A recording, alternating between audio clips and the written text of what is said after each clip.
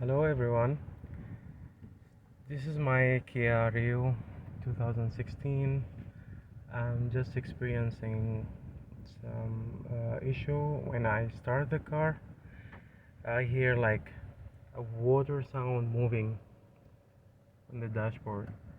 I have tried to diagnostic in so many shops, but no one give me like quite answer. So now I'm going to drive it for a few minutes. Maybe you can hear the sound with me. I'm gonna turn off the AC to make proper background noise. I hope you can hear it with me.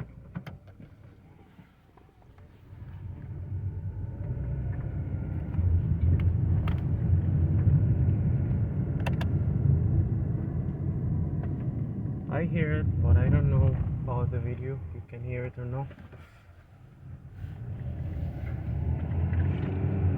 Yes, it's here. Here it goes. So if anyone know what's going on and where this water sound came from, please leave me a comment. Thank you.